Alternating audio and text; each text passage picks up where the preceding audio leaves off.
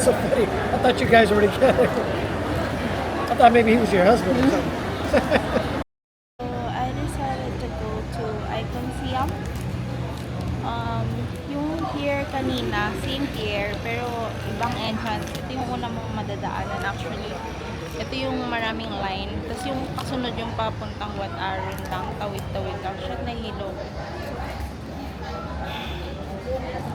Tapos yung fare is 16 baht. So mas mura kaysa dun sa Chao Phraya na 40 baht yung one way. Buti na lang. Parang pinuntahan ko to.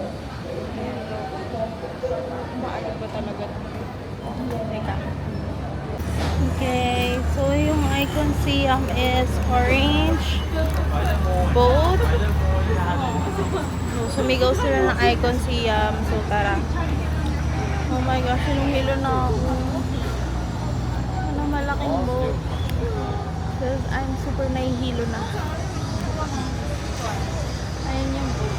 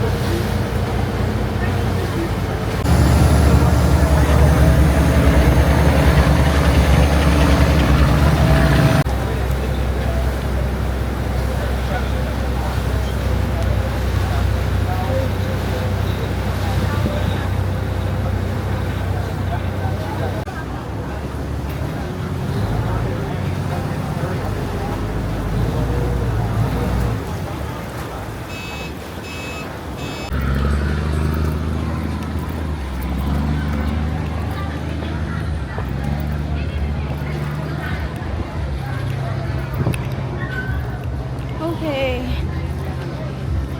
After like I think 7 stops, we're here at Icon Siam.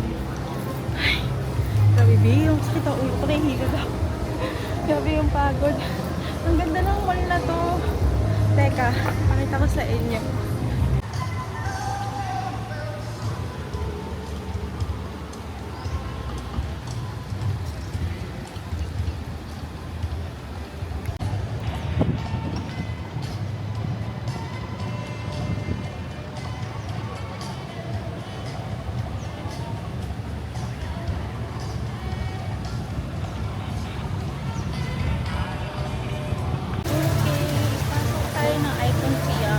Mag-refresh, magpa-aircon kasi sobrang init, grabe.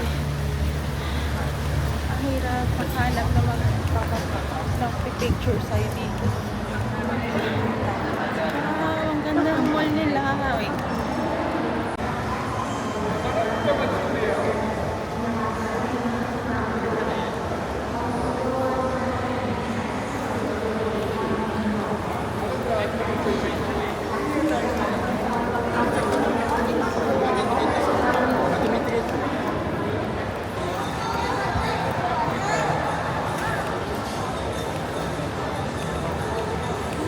Ano to?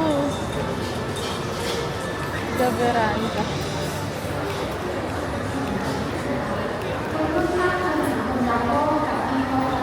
Ano to? Food court ba to?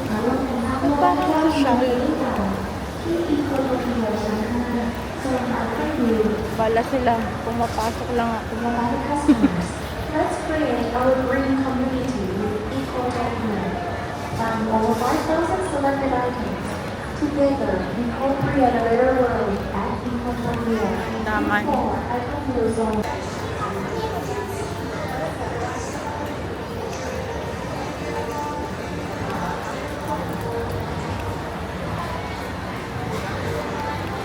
Okay, nandito na tayo sa mukhang mura.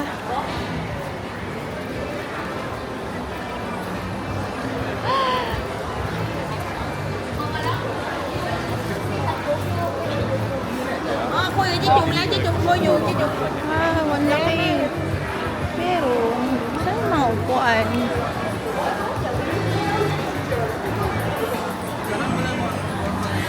Sobrang sunog ng labit. Wow! Shit! Mahal! 200! At this point, gusto ko na lang ng private fee.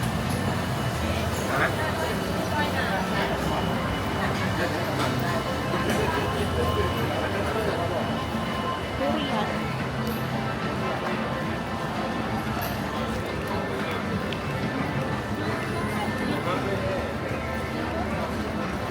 Masosyal yung veranda.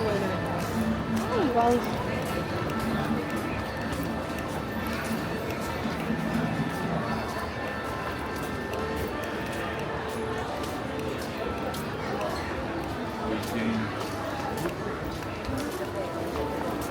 So right now I'm here.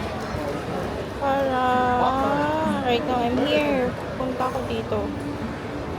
Oh. Pacific grade 7. Ayan. Dito. Okay. Food market. Cash card. Wala sabi URD dito.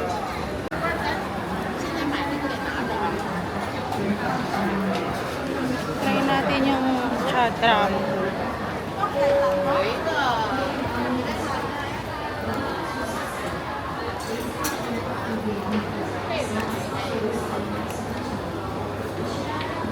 Ay, may kabila lang pala yung chatram. Wala. Overwhelming dito. Ang dami kainan. Wait. Like, kung na lang yung chatram. Kung ano lasa. So, dito na tayo. Have idea.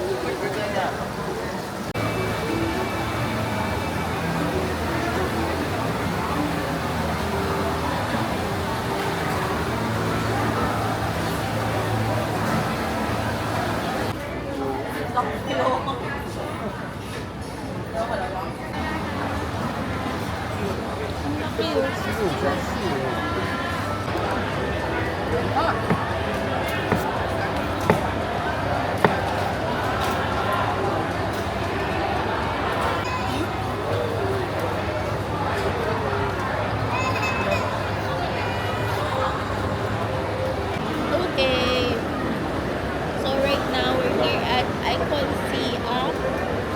And I think malaki, sobrang laki ng place. Like nahihilo na ako. Like eto, maganda yung maraming kainan. Tapos parang So you stay sobrang in laki Manila? food court. Ah, yeah. Well, they see that's what I'm doing. They just don't say anything. They just ignore you like you don't exist. I see. Yeah.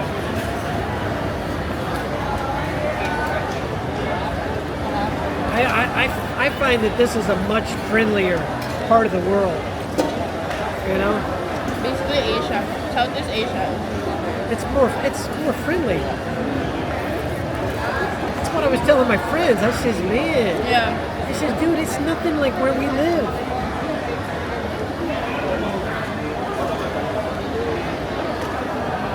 That's why my friend wants to get the hell out of there. He says everything is expensive.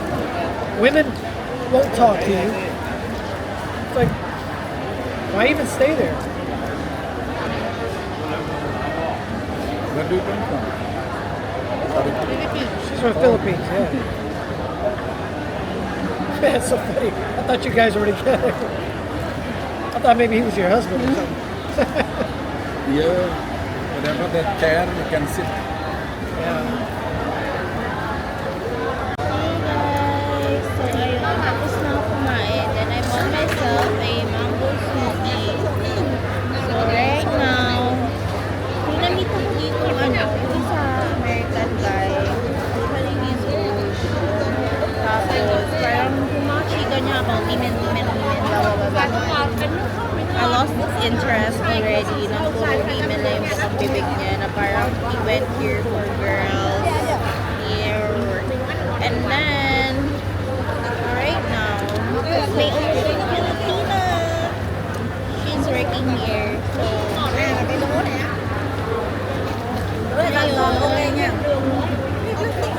she told me na I should be careful with my things because madami lang bakit dito.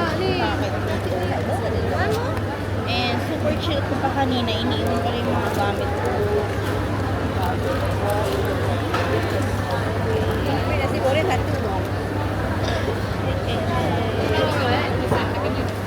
As long as my passport is with me, my phone, and my internet, I'm good.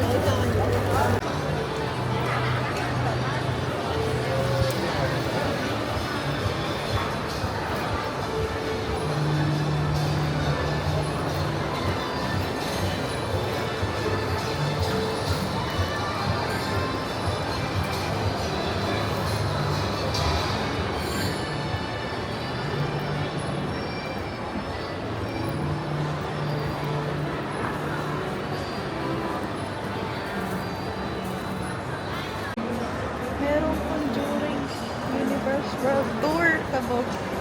Shit, gusto ko yun. Kahit solo lang ako. Ay. Wait, hanap tayo ng elevator. Uwi na ako. Saan na pa ako? Kaya ako sini. So, na. Pakalam ko na. Elevator.